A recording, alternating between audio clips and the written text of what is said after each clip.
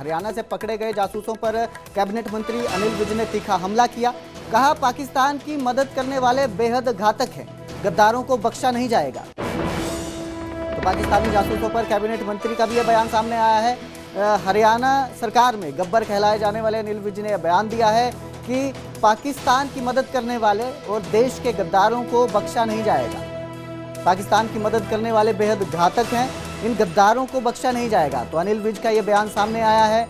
पाकिस्तानी जासूसों को लेकर यह बयान दिया है क्योंकि प्रदेश में लगातार जो है पाकिस्तान की जासूसी करने वाले संदिग्ध लोगों को हिरासत में लिया जा रहा है। इसी कड़ी में अभी पंचकुला में भी एक शख्स को हिरासत में लिया है। इससे पहले आज ही नूह में भी एक शख्स को हिरासत में लिया था, जिन पर आरोप है कि वो पाकिस्तान को जो है वो खुफिया जानकारी मुहैया करवा रहे थे। वो जो है खुफिया जानकारी व्हाट्सएप के जरिए, कॉल के जरिए मुहैया करवा रहे थे, जिसके बाद अब कैबिनेट मंत्री अनिल विज का ये बयान सामने आया है। हर सच्चे हिंदुस्तानी का धर्म बनता है, फर्ज बनता है, कर्म बनता है कि वो ये जो शानदार सफलता प्राप्त की है, वो माँ बाप के पूत जो जाकर गोलियों के आगे खड़े हुए हैं, जिन्होंने भारत को ये कामयाबी दिलवाई है, हम उनके हक में खड़े हों, हम उनका हौसला बढ़ाएं, हम उनकी जो शक्ति है उसको बढ़ाएं।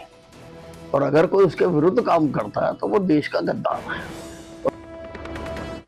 तो आगे बढ़ेंगे, बात करेंगे गोल्डन टेंपल की। तो पाकिस्तान के टारगेट पर गोल्डन टेंपल था। भारत पाक तनाव के साथ जुड़ी ये जानकारी सामने आई है। तो भारतीय सेना का बयान सामने आया कि पाकिस्तान ने श्री दरबार साहिब पर हमले की कोशिश की। भारतीय सेना श्री दरबार साहिब पर एक से ज्यादा बार हमले की कोशिश की गई है। भारतीय सेना का कहना है कई मिसाइलों और ड्रोन से हमले की प्लानिंग की गई थी। भारत के एयर डिफेंस सिस्टम ने हर हमले को नाकाम कर दिया। भारतीय सेना का बयान आया है। तो पाकिस्तान के टारगेट पर गोल्डन टेंपल था और ये जो जानकारी है ये मुहैया करवाई है भारतीय सेना ने। उसका कहना है कि एक के बाद एक कई हमले गोल्डन टेंपल पे किए गए, कई मिसाइलों और ड्रोन से हमले की प्लानिंग की गई थी।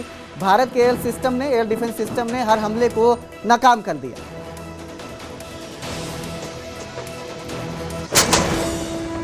7 मई की रात को हमने पुख्ता जानकारी मिली कि पाक किसी भी उचित और वैध टारगेट के ना होने के कारण भारतीय सैन्य ठिकानों को और सिविल इलाकों को, खास तौर पर धार्मिक स्थलों को निशाना बनाएगा।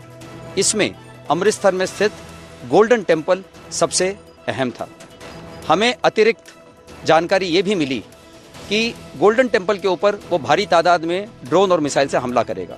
इसीलिए हमने तुरंत आधुनिक, अतिरिक्त एवं उपयुक्त एयर डिफेंस को उपलब्ध कराया और रणनीति के अनुसार गोल्डन टेंपल को चारों ओर से एयर डिफेंस की सुरक्षा दी गई।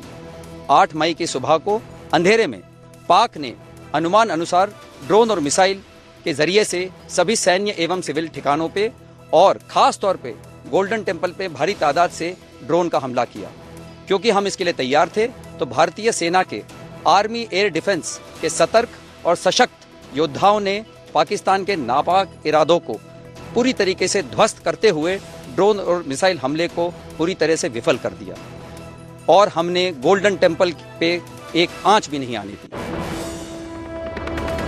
हिसार के नारनौद में युवक की बेरहमी से हत्या कर दी गई। 22 साल के अंकित पर सुओं से जानलेवा हमला किया गया। अस्पताल में इलाज के दौरान उसकी मौत हुई। फास्ट फूड रेस्टोरेंट में हुए झगड़े ने युवक की जान ले ली। नारनौद पुलिस जो है मामले की जांच में जुटी हुई है। तो ये जो मामला है ये सामने आया है आपका हिसार के नारनौद से, जहां पर युवक की बेरहमी से हत्या कर दी गई। 22 साल के अंकित पर सुओं से जानलेवा हमला किया गया, जिसकी अस्पताल के दौरान जो है अस्पताल में इलाज के दौरान मौत हो गई। तो फास्ट फूड रेस्टोरेंट में झगड़े के वजह से जो है उस पर यह हमला किया गया था, जिसके बाद युवक की जो है इलाज के दौरान मौत हो गई। फिलहाल पुलिस मामले की जांच में जुटी हुई है।